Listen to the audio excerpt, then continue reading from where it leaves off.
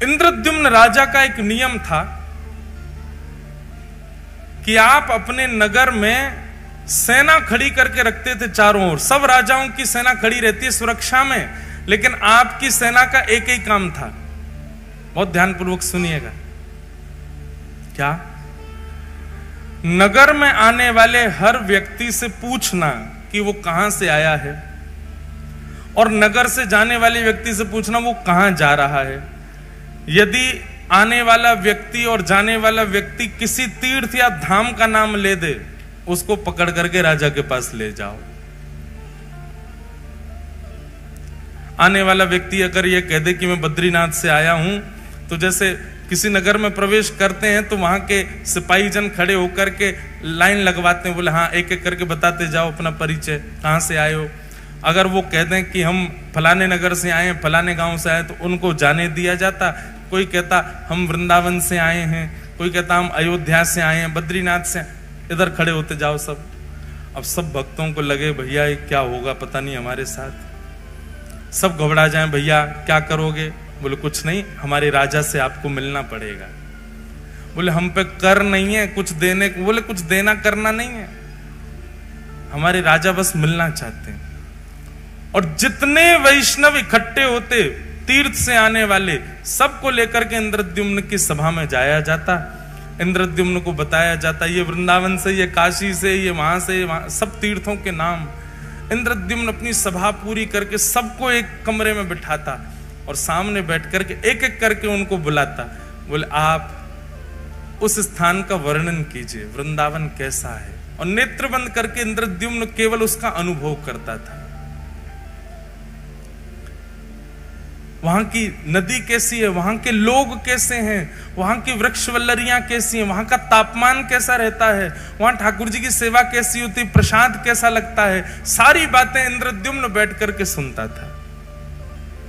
एक अद्भुत भक्ति का प्रकार था इंद्रद्युम्न का।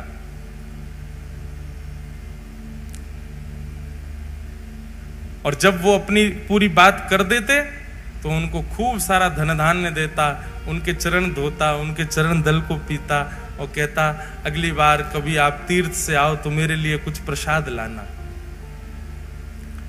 तीर्थ जाने वाले जो लोग होते थे नगर से, उनको अपने पास बुलाता, कहां जाओगे, कहां रुकोगे, वहां कैसे करोगे, क्या करोगे, रास्ता कैसा है, कैसे जाओगे, व्यवस्था कर देता रास्ते की। और कहता लौट के आओ तो मुझसे जरूर मिलना, बताना कैसा लगा वहां पे, मैं तो राजा हूं, कार्यकाल छोड़ के जा नहीं सकता। ऐसी उसकी भक्ति। हमारे वृंदावन में भी ऐसी भक्ति होती है, इसी को मानसी भक्ति कहते हैं। इंद्रद्युम्न राजा मानसी यात्रा करता था, सारे तीर्थ घूमे थे उसने केवल मन ही मन से।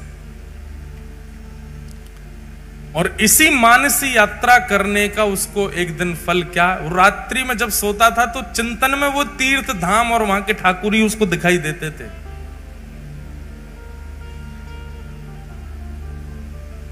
एक दिन ऐसे ही पूछते पूछते पूछते वैष्णवों से, उनके संग बैठ के सत्संग करते करते रात्रि में इंद्रद्युम्न सोए। और जैसे ही सोया स्वप्न में उसको एक पर्वत दिखाई दिया। उस पर्वत में सुंदर गुफा है और उस गुफा के भीतर त्रिभंग लली श्याम सुंदर बिल्कुल नील मणि की तरह चमक रहे हैं। अद्भुत उनकी छटा, ऐसा अद्भुत दर्शन करने लगा। उनका दर्शन करके नेत्र आनंदित हो गए। उनकी सुंदर चरण की उनके सुंदर अंग की सुगंधी इंद्रद्युम्न को आने लगी। उनकी वो एक क्षण की झलक इतनी सुंदर, इतनी मनमोहक थी।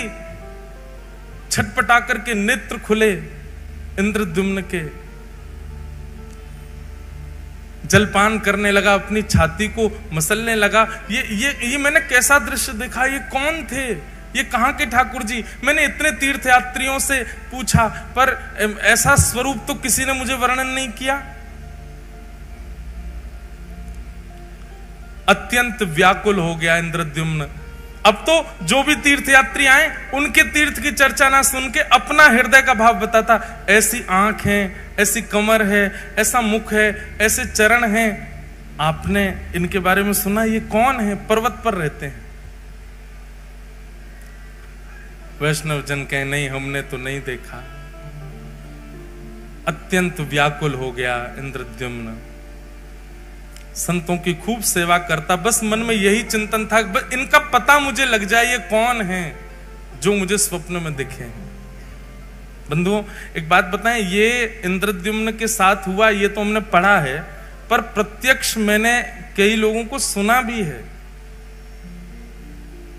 हमारे गिरधर लाल जी के एक आध वैष्णवों के तो मुझे याद है, उन्होंने कभी लाल जी को देखा नहीं, पर उनके स्वप्न में ठाकुर जी जाके उनको दर्शन देके आ चुके हैं। हमारे वृंदावन राधा रमन लाल जी, कोई व्यक्ति वृंदावन नहीं आया पर उसको स्वप्न में जाकर के पहले ही उसके दर्शन देख के आ चुके हैं। ऐसे ठाकुर जी ने दर्शन दिया इंद्रद्युम्न को। एक दिन रात्रि में सोया, अत्यंत विकल व्याकुल रोज चिंतन करता ठाकुर जी का। तभी उसके स्वप्न में पुनः वह ठाकुर जी प्रकट हुए और प्रकट होकर के उन्होंने अपना नाम बताया। हे इंद्रद्युम्न, मैं नील माधव हूं, मैं तुम्हारी भक्ति से बहुत प्रसन्न हूं और तुम पर अनुग्रह करना चाहता हूं। नीलाचल पर्वत पर मेरा निवास है, कुछ आदिवासियों से ही मैं अपनी सेवा कराता हूं, इससे ज्यादा संकेत मैं नहीं दे सकता। तुम स्वयं खोज करके मेरे इस अनुग्रह को स्वीकार करो। इंद्रद्युम्न अत्यंत प्रसन्न हो गया। थोड़े थोड़े संकेत उसको मिल गए थे। इंद्रद्युम्न ने अपने भाई, जिनका नाम था विद्यापति, बहुत ध्यानपूर्वक सुनो, विद्यापति को कहा कि लीलाचल पर्वत है, वहां पर आदिवासी सेवा करते हैं, नील माधव भगवान वहां पर विराज रहे हैं, तुम जाकर के उनकी सुध लेकर के आओ, वो ठाकुर जी मुझ पर कृपा करना चाहते हैं। तब विद्यापति नीलाचल पर्वत के पास गए और वहां जाकर के उन्होंने देखा तो सब कोल भील हैं, सब वन के लोग हैं, आदिवासी हैं, और वो सब वहां पर रहते हैं। रह करके कैसे सेवा करते हैं, क्या करते हैं, वो सब का थोड़ा थोड़ा अनुभव करने लगा। तभी एक दिन एक कन्या पर उसकी दृष्टि गई, अत्यंत भोली सीधी कन्या, उसका नाम था ललिता। उन्हीं आदिवासियों के सरदार की वो बेटी थी। विद्यापति ने कहा, यदि मैं इसको अपना मित्र बना लूं या इससे कोई संबंध रखूं तो मुझे नील माधव भगवान जल्दी मिलेंगे। एक दिन वंचर जीवों के बीच में जबरदस्ती स्वयं को उसने डाल दिया। वंचर जीव उसको कहीं से खा गए, कहीं से काट गए, कहीं पर अपने नाखून मार गए और पूरे रक्त में रंगित अपने तन को लेकर के वन में पड़ा पड़ा विद्यापति रो रहा था। तभी वो जो आदिवासी थे, उनकी पुत्री ललिता वहीं से जल भर के जा रही थी। भगवान देखो कितने पापड़ बेलने पड़ते हैं, तब आते हैं ठाकुर जी। हम जामे और वहां पे भी जाके दुकानदार को पैसा देके ठाकुर जी उठा लाते हैं, और उसमें भी मोल भाव करते हैं, कम कर, इतने महंगे ठाकुर जी। ठाकुर जी को भी गोद में आके क्यों लगती होगी, अरे ये पैसा तो को कम लग रहे हैं, पूरा ब्रह्मांड लुटा देगी तो ना खरीद पावेगी मुए, या तो मोल भाव और कर रही है। हमने अभी एक कथा जलंधर में एक बात कही कि भैया, किसी व्यक्ति ने मुझसे प्रश्न किया कि महाराज जी, हम ठाकुर जी वृंदावन से लेकर के आते हैं या कोई भी लेता है, उसका पैसा देते हैं, तो मन में ये बात बनी रहती है कि हमने ठाकुर जी खरीदे हैं। हमको पैसे देने से मना नहीं है, हम देना चाहते हैं, पर यह भावना चित्त से जानी चाहिए कि हमने ठाकुर जी खरीदे हैं, उसका क्या करें। हमारे मन में जो आया वो बताया मैंने कि सुनो, आप उसको ये मत समझो कि आप धन दे करके खरीद के लाए हो। आप ये सोचो ये ठाकुर जी जादना पधारे, जादना रूप बनो, वही दना इनने मुकु चुन लियो। अब ये प्रतीक्षा कर रहे हिसार की वो माता जी कब आएंगी या हिसार के वो भैया कब आएंगे, उनके संग में जाऊंगा। अब आप गए 1 साल 2 साल बाद, ठाकुर जी के बनने के बाद, ठाकुर जी के प्रकट होने के बाद, तो 2 साल तक ठाकुर जी जिसके घर पर रहे उसके यहां से जब अपने ठाकुर जी ले जा रहे हो तो 2 साल वाने आपके ठाकुर जी की रक्षा करी, ठाकुर जी को विराजमान कियो, ठाकुर जी को श्रृंगार दियो, या भाव से वाकू बधाई दे करके आओ कि भैया हम तुमको बधाई दे रहे हैं, तुमने हमारे हृदय के ठाकुर जी अपने पास रखे। और सुनो, वो जितनो बतावे वहां में कछु बढ़ा के दे के आओ, बधाई दे के आओ। और जब जब वृंदावन जाओ, हम अपने लाल जी जिन्होंने हमको लाल जी प्रदान किए, वैष्णव हैं, नाथ द्वार के, ठाकुर जी का स्वरूप ही बनाते हैं वो। उनको हमने मामा जी का संबंध बना रखा उनसे। जब भी जाएंगे नाथ द्वारा उनके यहाँ जरूर जाएंगे, उनको कुछ कुछ भेंट दे के आएंगे, कुछ करके आएंगे, बधाई दे के आएंगे। अभी नाथ द्वारा में उत्सव है तो उनको भी बुलाएंगे, सम्मान करेंगे, भैया हमारे लाल जी के मामा जी हैं। इतने साल तक 5 साल लाल जी उनके पास रहे, 5 साल तक प्रतीक्षा करी उनने, 5 साल बाद पधारे ठाकुर जी। हमारी प्रथम कथा जो द्वारिका में हुई, उस कथा के प्रथम दिन से श्री ठाकुर जी का प्राकट्य होना प्रारंभ हुआ था। और 8वें दिन जिस दिन कथा विश्राम हुई, 8 दिन में ठाकुर जी का स्वरूप प्रकट हो गया था। उन्होंने तब से सोच लिया तो जिनकी कथा सुन के ये बने हैं ये उन्हीं के पास ही जाएंगे। 5 साल ठाकुर जी ने प्रतीक्षा की, उसके बाद ठाकुर जी पधारे लाल जी।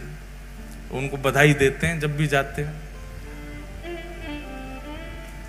ठाकुर जी ऐसे ही नहीं आते भैया, बहुत श्रम करना पड़े, परिश्रम करना पड़े। तो विद्यापति ने अपने आप को जबरदस्ती जानवरों से कटवाया और उस मार्ग पर गिर गया जहां से ललिता रोज जल भर के लाती थी। उसने जब देखा कि ये घायल पड़ा है, तुरंत उसको उठा करके अपने घर ले गए। सब लोग इधर देखो, बहुत ध्यान से कथा सुनो। श्री जगन्नाथ प्रभु कैसे पधारे, कैसे प्रकट भये, उसकी पूरी लीला है।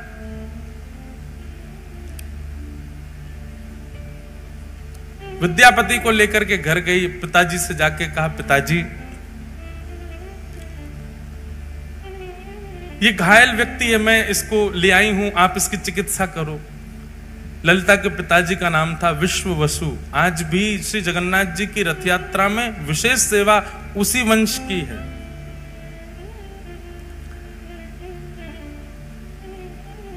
उसने चिकित्सा आदि की, चिकित्सा करके विद्यापति को घर पे ही रखा।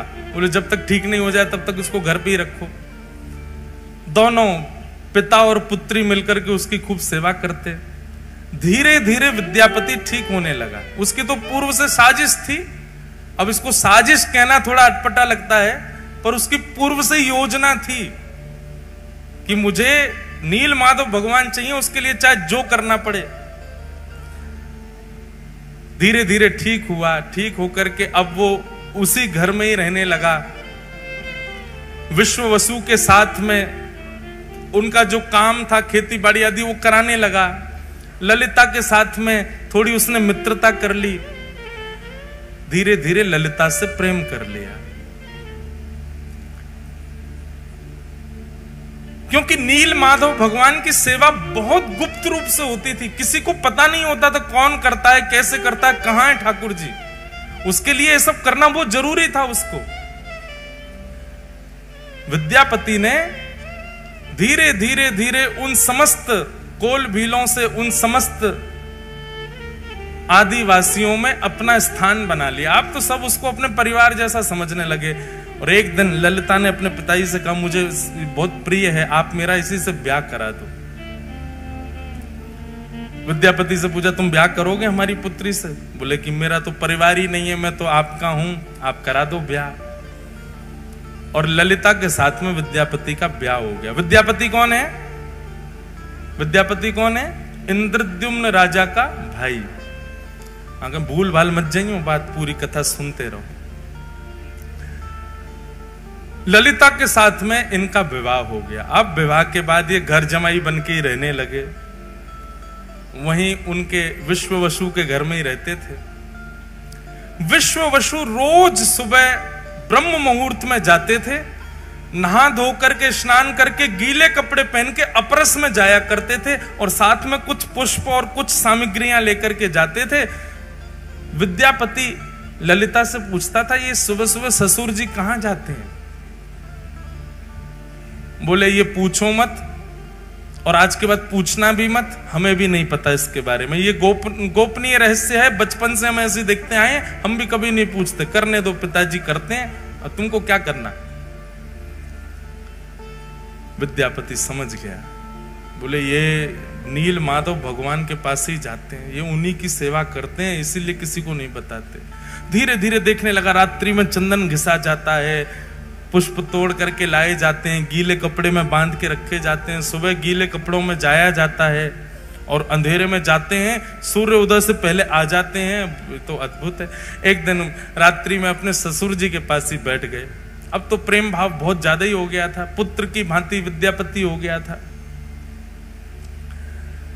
अपने ससुर जी के पैर थोड़े थोड़े दबा रहे थे, और तो दबाते दबाते धीरे धीरे पूछा, आप पुष्प किसके लिए तोड़ के लाते हैं? ये रोज रात्रि में आप चंदन किसके लिए घिसते हैं? पिताजी आप सुबह ब्रह्म मुहूर्त में कहां जाते हैं? पुत्र मोह में आकर के, और पुत्र मोह से भी ज्यादा होता है जमाई मोह। जमाई तो पुत्र से भी ज्यादा प्रिय लगता है। तो धीमे से प्रसन्न होकर के, देखो अब तो तुम हमारे घर के सदस्य हो, किसी को बताना मत, और तुम तो हमारे प्रिय हो, मुझे तुम पे बहुत भरोसा है, मेरी पुत्री तुमने स्वीकार की, किसी से कहना नहीं।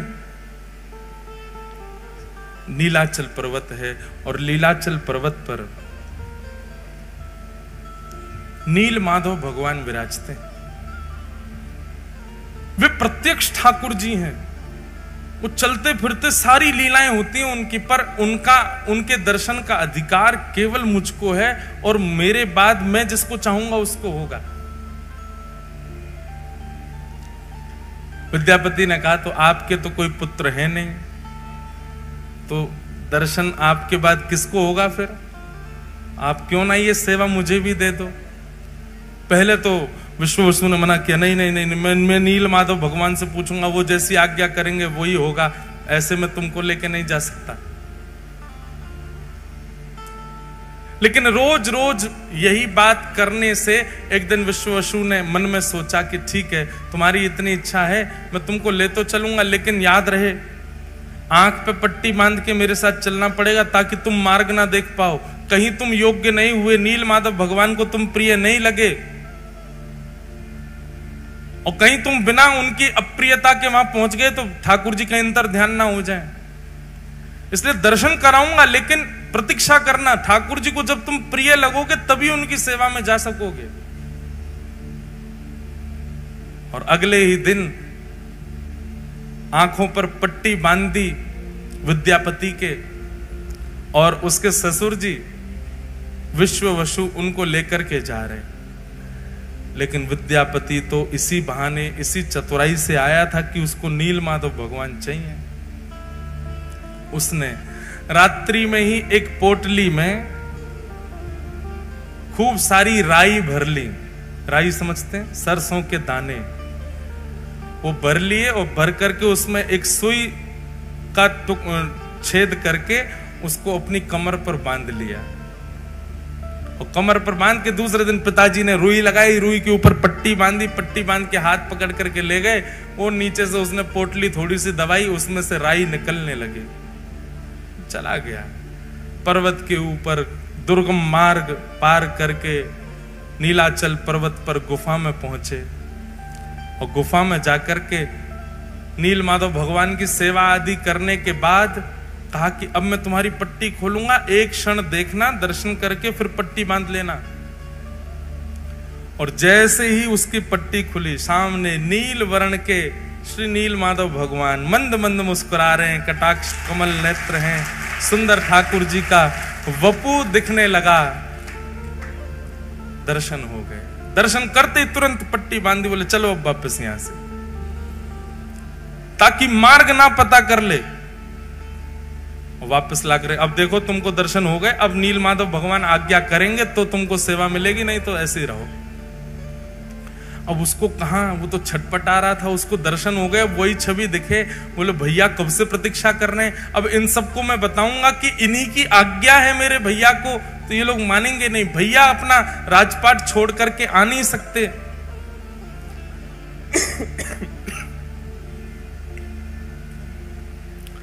विद्यापति ने कुछ दिन प्रतीक्षा की। कुछ दिन प्रतीक्षा के बाद एक दिन सुबह सुबह उठ करके उसने मन में विचार किया कि अब सरसों पौधे बन गए होंगे और उसी मार्ग के पीछे पीछे जाके मैं देखूं कैसे है नील माधव। सुबह उठ करके जैसे ही तैयार हुआ, पत्नी उठ गई। पत्नी ललिता पूछने लगी कहां जा रहे हो? बोले देवी पुष्प लेने जा रहा हूं, ठाकुर जी की सेवा करूंगा, तुम्हारे लिए गजरा बनाऊंगा। ऐसा कहकर के चला गया। ललिता बोली आज तक तो कभी लाए नहीं गजरा, आज तक तो कभी सेवा के लिए पुष्प लाए नहीं, आज अचानक। अब वो तो सरसों के पौधे देखते देखते देखते मार्ग उसने पता कर लिया था, उसी के पीछे पीछे ललिता उसके पीछे पीछे चल दी और वो छुप छुप करके देखती हुई जा रही है, जा कहां रहा है। तभी वो नीलाचल पर्वत के ऊपर चढ़ने लगा, पीछे पीछे ललिता भी चली गई। जैसे ही गुफा में पहुंचे, नील माधव भगवान खड़े हैं सामने। इसको तो दर्शन का अधिकार था, ठाकुर जी तैयार ही थे इसके साथ जाने को। तो बस ये जैसे ही ठाकुर जी का स्पर्श करने वाला था, इतने में ही ललिता पीछे से आ गई, अनधिकारी सामने आ गया। और अनधिकारी के आते नील माधव भगवान वहां से अंतर ध्यान हो गए। और जैसे नील माधव भगवान अंतर ध्यान हुए, रोने लगा। बोले मैंने कितना सब बनाया था ठाकुर जी को ले जाने के लिए, आदि आदि सब बातें हुई। ललिता ने जाकर नीचे पूरे आदिवासियों में बात फैल गई, सब विश्ववसु को पकड़ करके बंदी बना लिए। उसको छल कपट किया तुमने हमारे साथ, आदि आदि। हमारे ठाकुर जी अंतर ध्यान हो गए, हमारे साथ जो किया सो किया, ठाकुर जी चले गए हमारे। हम तुझे दंड देंगे। बोले कि मुझे दंड दीजिएगा, लेकिन मुझसे पहले आप एक बार राजा इंद्र करके व्यवस्थित करवाना और सुंदर किसी कारीगर से मेरा विग्रह स्वरूप बनवाना। कारीगर वो ही बनाएगा जैसा रूप मैं चाहता हूं प्रकट करना, इसलिए उसको कुछ बताने की आवश्यकता नहीं। बस कारीगरों से कहना कि वे अपनी कला से बनाना शुरू करें, क्योंकि मेरे रूप को वही बना पाएगा जिसको मैंने चुना होगा। इसलिए तुम केवल समुद्र के तट पर जाकर के तीनों काष्ठों को इकट्ठा करो। तब जो तिथि समय भगवान ने बताया था, उसी तिथि समय पर गए, जाकर के देखा तो 3 काष्ठ बहते हुए, 3 दारू, दारू मतलब लकड़ी, बहती हुई समुद्र में से आई। और उन तीनों को इंद्रद्युम्न राजा ने अपने पूरी सेना से उठवाने का प्रयास किया, पर कोई हिला नहीं पाया। उठाना तो बहुत दूर की बात।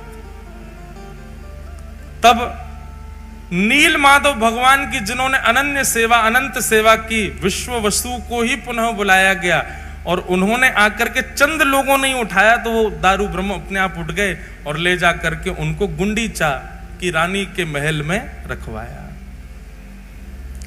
इंद्रद्युम्न राजा ने दुनिया के श्रेष्ठ से श्रेष्ठ कारीगरों को बुलाया। ये लकड़ियां हैं 3 और आपको इनसे स्वरूप, कैसा स्वरूप बनाओ? बोलो जैसा तुम्हारा मन करे वैसा बनाओ।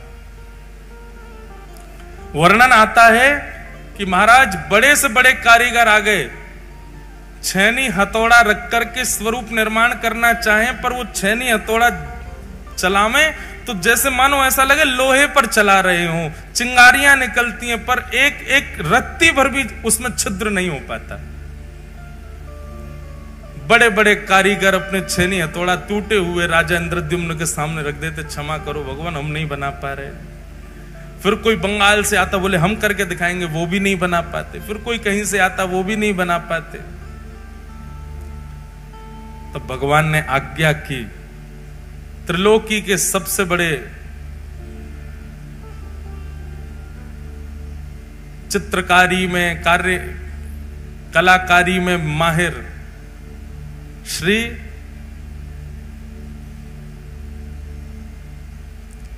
विश्वकर्मा जी को बोले आप जाओ और जाकर के मेरा वही रूप प्रकट करो जो नारद जी के चित्त में विराज रहा है।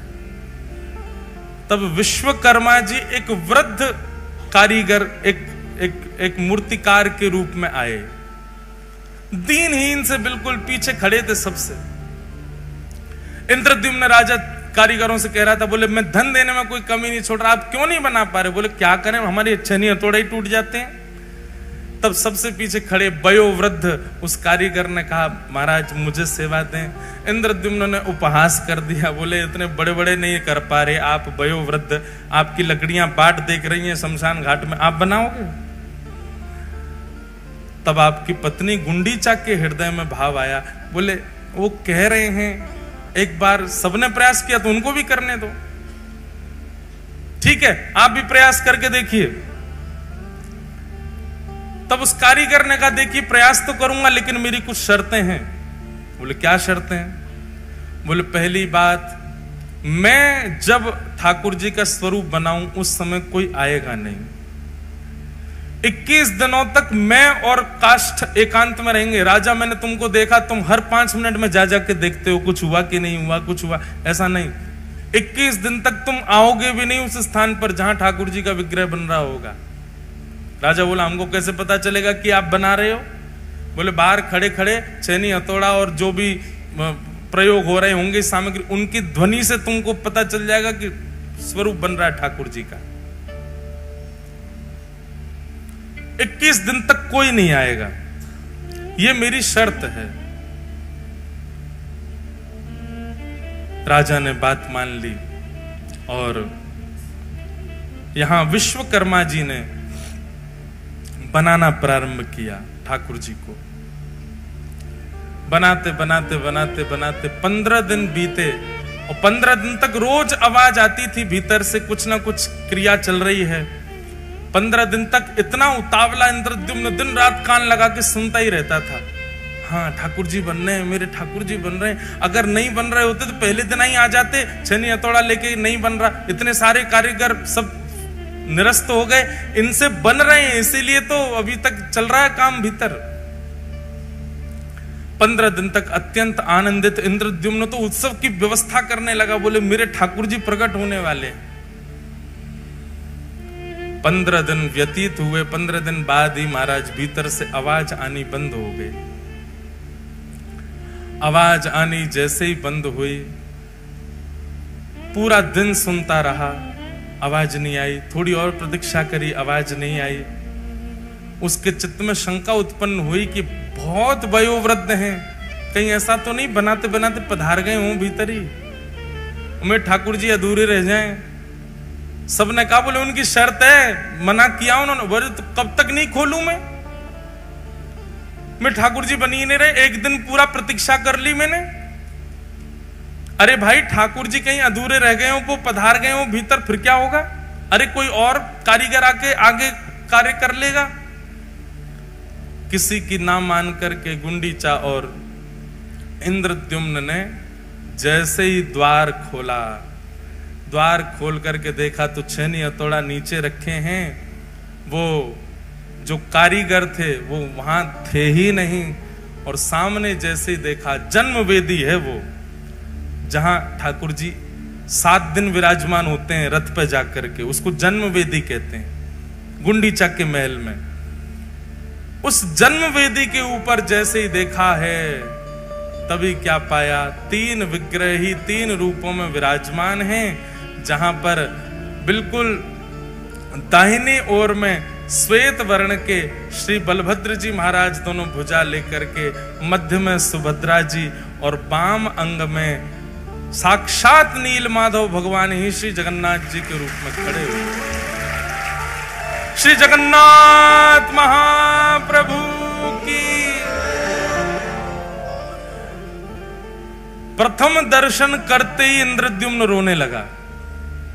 हाय नाथ, ये कैसा स्वरूप, भुजा भी नहीं बनाई पूरी, पेट भी अधूरा छोड़ दिया, अरे नेत्र भी नहीं। मैं पहले ही मना कर रहा था कि उसको मत लाओ, वो तो वृद्ध है।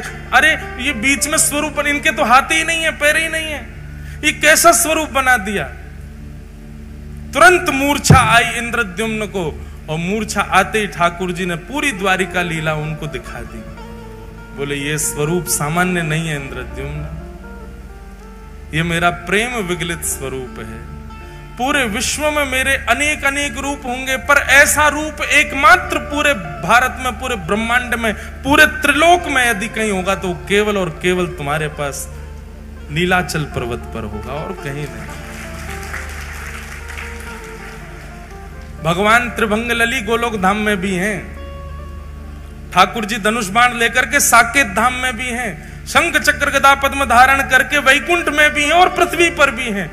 पर श्री जगन्नाथ तो केवल और केवल पृथ्वी पर हैं और कहीं भी नहीं, केवल इस भूमि पर। महाप्रभु जी ने आज्ञा की, ये मेरा स्वरूप है और ये स्वरूप मेरा प्रेम के कारण प्रकट हुआ है। इंद्रद्युम्न,